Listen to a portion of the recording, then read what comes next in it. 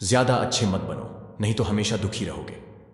यह एक ऐसा विषय है जिसे सुनकर शायद आपको थोड़ी हैरानी हो, लेकिन इसमें छुपा हुआ सच्चाई का पहलू बहुत गहरा और महत्वपूर्ण है।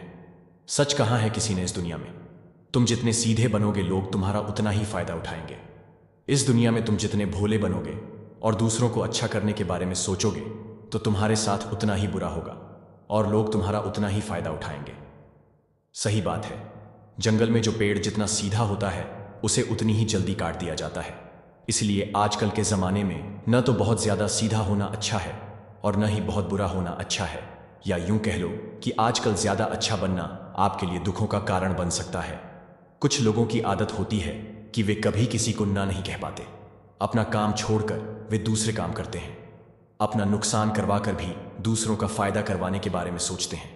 ऐसे लोग हमेशा अपना नुकसान करवाते हैं और उनका घाटा उनके जीवन में होता रहता है, जिसकी वजह से वे बहुत दुखी रहते हैं।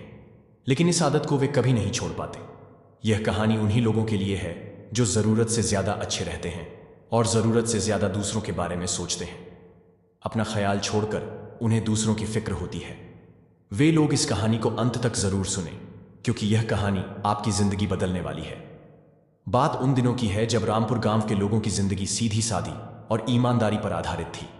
गांव में सभी लोग एक दूसरे का सम्मान करते और हमेशा मदद के लिए तैयार रहते थे। इस गांव में एक साधारण सा व्यक्ति सुरेश रहता था, जिसकी सादगी और अच्छाई के चर्चे दूर दूर तक थे। सुरेश का दिल बहुत बड़ा था। वह हमेशा दूसरों की भलाई के लिए सोचता और हर किसी की मदद करता। गांव के लोग उसकी इज्जत करते थे, लेकिन कुछ लोग उसकी सच्चाई का फायदा भी उठाते थे। सुरेश ने कभी किसी को मना नहीं किया था, चाहे कितनी भी परेशानी क्यों ना हो। सुरेश का परिवार भी उसकी तरह ही साधारण था। उसकी पत्नी सीता बहुत ही समझदार और सुघड़ गृहिणी थी। दोनों की एक बेटी राधा थी, जो गांव के स्कूल में पढ़ती थी। सुरेश का सपना था कि राधा पढ़ लिख कर बड़ी इंसान बने और उनके गांव का नाम रोशन करे।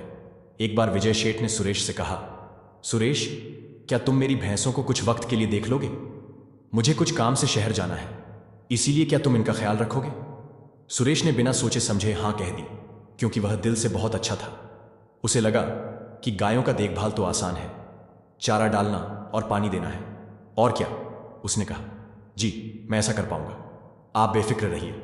विजय शहर चला गया और सुरेश उसकी गायों का ख्याल रखने लगा।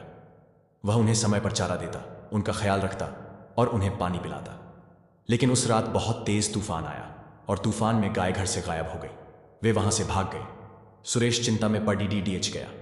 उसने बहुत दूर दूर तक गायों को ढूंढा, लेकिन फिर भी वे नहीं मिली। गायों की चिंता में वो पूरी रात नहीं सोया और गायों को ढूंढता ही रहा।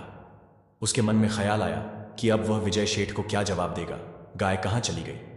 अगले दिन जब विजय शेठ आया तो उसने पूछा, मेरी गायें कहाँ हैं? सुरेश ने कहा, मालिक, रात की बारिश और तूफान में पता नहीं गाय कहाँ भाग गई। मैंने बहुत ढूंढने की कोशिश की, लेकिन गाय नहीं मिली।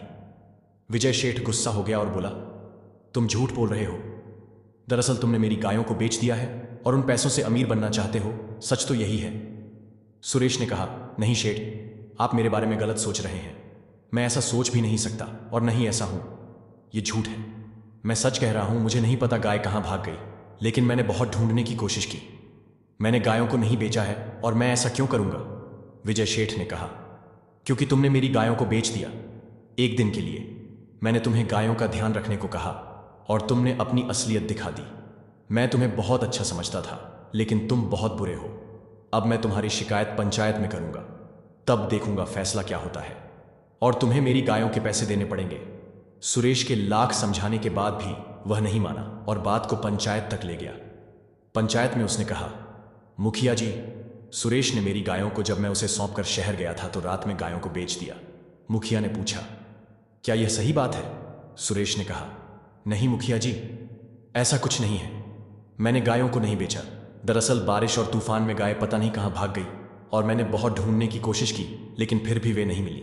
आखिरकार पंचायत ने विजय शेठ के हक में फैसला सुनाया और सुरेश को उसकी भरपाई करने के लिए आधे बीघे जमीन उसके नाम करने को कहा।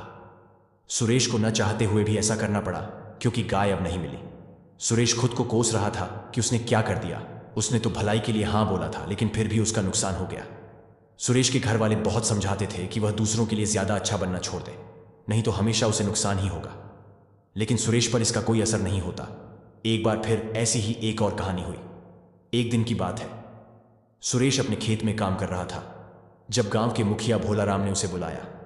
भोलाराम बहुत ही चतुर और चालाक आदमी था। वह सुरेश की अच्छाई को देखकर अक्सर उसकी मदद लेता था, लेकिन बदले में कुछ भी नहीं देता था।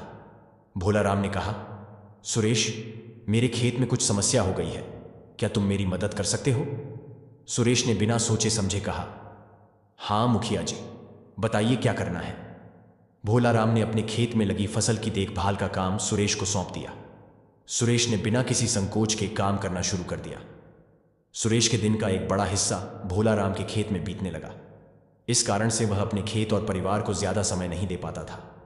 सीता ने कई बार सुरेश से कहा, तुम्हारी यह अच्छाई तुम्हें और हमें मुश्किल में डाल रही है, तुम्हें कुछ सोचना चाहिए। लेकिन सुरेश हर बार कहता, अच्छाई का फल हमेशा अच्छा ही होता है। वही गांव के कुछ लोग सुरेश की इस अच्छाई का फायदा उठाने लगे।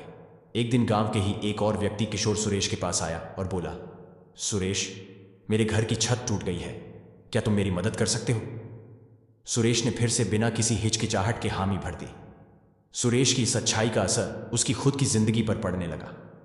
उसकी फसल खराब होने लगी क्योंकि वह अपने खेत को ठीक से समय नहीं दे पा रहा था। सीता ने फिर से सुरेश को समझाया, सुरेश, तुम्हारी यह अच्छाई हमें मुश्किल में डाल रही है, हमें भी अपने बारे में सोचना चाहिए। लेकिन सुरेश ने हमेशा की तरह सीता की बात को नजरअंदाज कर दिया। एक दिन जब सुरेश भोलाराम के खेत में काम कर रहा था, तभी राधा स्कूल से रोते हुए घर आई। सीता ने पूछा, क्या हुआ राधा, क्यों रो रही हो? राधा ने बताया कि स्कूल की फीस न भरने के कारण उसे क्लास से बाहर निकाल दिया गया। सीता का दिल टूट गया और उसने फैसला किया कि अब वह सुरेश से कड़ा सवाल करेगी।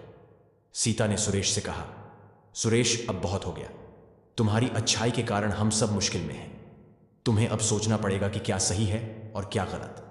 सुरेश ने कहा, सीता, मैं सब ठीक कर दूंगा। सुरेश ने अगले दिन से ही अपने खेत में ज्यादा समय देना शुरू कर दिया और धीरे धीरे उसकी फसल अच्छी होने लगी। उसने राधा की स्कूल की फीस भी भरी और उसे वापस स्कूल भेजा। लेकिन उसके मन में एक सवाल उठा, क्या सच में मेरी अच्छाई ही मुझे और मेरे परिवार को मुश्किल में डाल रही है?